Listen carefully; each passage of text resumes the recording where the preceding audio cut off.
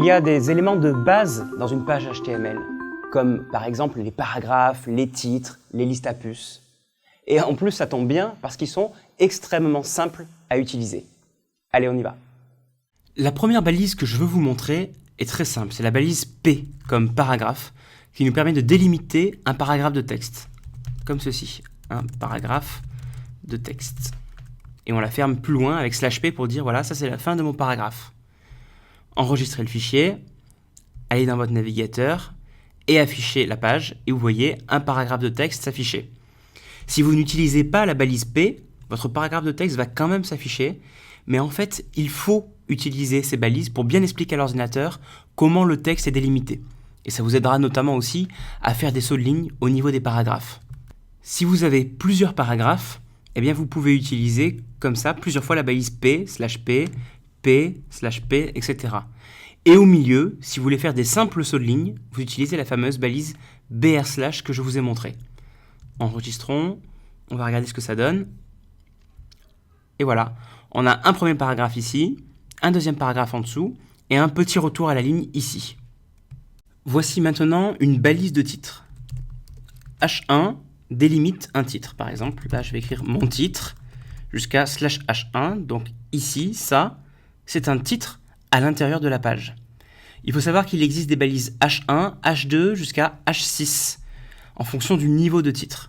Je vais toutes vous les montrer d'un coup. Voilà, H1, H2 à H6. Les titres principaux sont H1, sous-titre H2, sous-sous-titre H3, etc. Vous avez compris le principe. Si je vous montre à quoi ça ressemble, j'actualise ici, et vous voyez que plus le titre est important, plus il est écrit en gros par défaut. Alors ne vous y trompez pas, ce n'est pas parce que le titre est écrit en gros ou en moins gros que vous devez choisir H1, H2, H3. Choisissez H1 juste parce que vous voulez dire ça c'est un titre, et H2 parce que ça c'est un sous-titre. Et si vous voulez changer précisément la taille du texte, on utilisera l'autre langage, le fameux CSS. Ce sont vraiment deux choses différentes. Voici un exemple de page un petit peu plus structurée, où vous voyez d'abord un titre, bienvenue sur Open Classrooms, /H1, un paragraphe, un sous-titre, paragraphe, sous-titre, paragraphe, etc. J'enregistre et j'obtiens exactement ce résultat. Vous voyez le titre principal, les sous-titres et les paragraphes à l'intérieur. Si vous commencez à organiser votre code comme ça, bien structuré, avec des titres, des paragraphes, etc., vous êtes dans la bonne voie.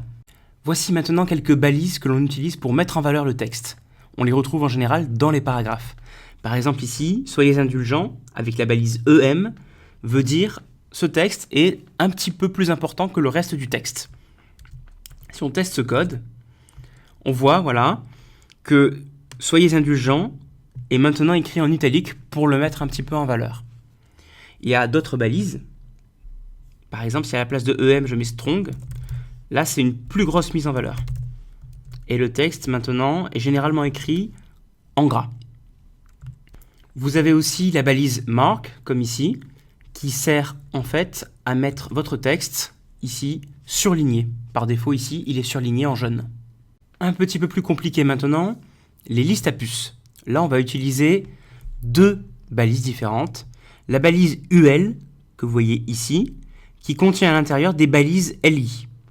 UL dit ça c'est une liste à puces, et LI dit ça c'est une puce. Et donc on a 3 puces dans cette liste à puces. Et il faut bien les imbriquer, comme je viens de le faire ici à l'écran. Si on teste ce code, voilà, on obtient une liste à puces. Ça c'est un LI, ça c'est un LI, ça c'est un LI. Et l'ensemble est entouré d'un UL pour dire que c'est une liste à puces. Si je veux passer d'une liste à puces à une liste automatiquement numérotée, c'est très facile. Il me suffit ici de remplacer UL par OL, donc c'est OL/OL.